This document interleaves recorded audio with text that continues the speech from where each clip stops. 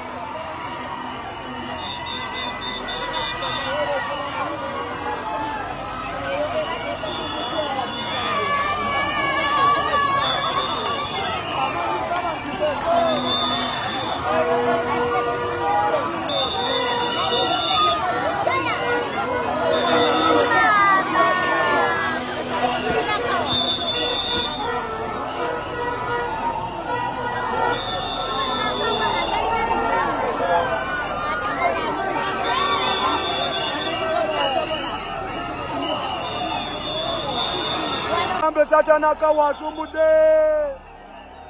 bagamba omwana wa Katonda omulamu alabise Nakawa bagamba ayingidde Nakawa mukutesa teso kw'amaanyi mu deployment ey'amaanyi ayingidde Nakawa mukutiisatiisibwa mu bunkenke obw'amaanyi bw'atyo ayingidde Nakawa ayingidde ekibuga kya Nakawa kyekyo kyolengera wansi wali kyekyo ekibuga kya Nakawa mbeera bwetyo bwetambulirako ddala mpolampola nkogambye bamama Nakabawaga bagamba musajja yeffe tumuleese nze omukyajja yenze muleese okumujja ewaka omulaba mama Nakawaga nga twezikutedda mu bigere agamba nze muleese nze ngambye babeka mutwale mpaka ku venue omulabye nkugambye awaga okuwaga okuli wano baganda bange my God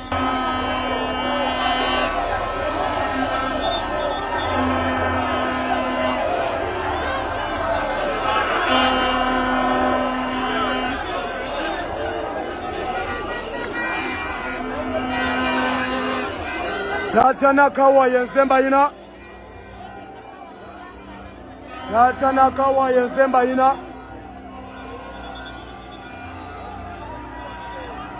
Tata Nakawa yenzemba wereza baganda bange basebo ne banyabo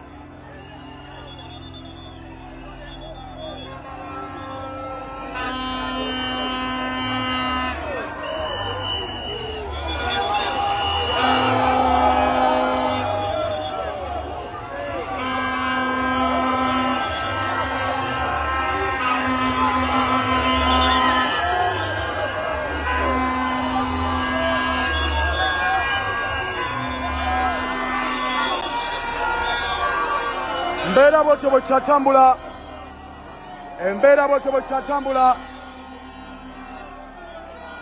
ali mu kuyingira ku venue ali mu kuyingira ku venue ali mu kuyingira ku venue ali mu kuyingira ku venue baana bamama ayingira ku venue ayingira ku venue baganda bange ayingira ku venue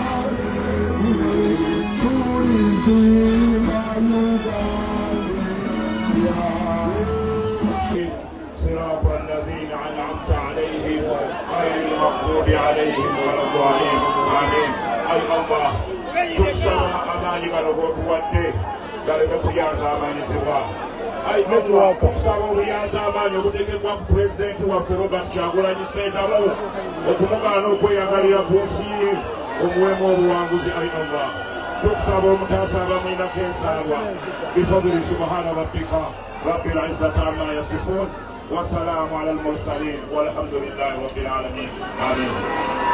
People power, our power, our power. Kabonge President Batibugo tusabotule. Sababu kama wape President tukwaniriza bonnakawa East Constituency Jiwakwaso mutabazi wo Alex Waisa Mufumbiro okujikulembeyako. So President Eduruzo ulira zikwaniriza bonnakawa yamiriza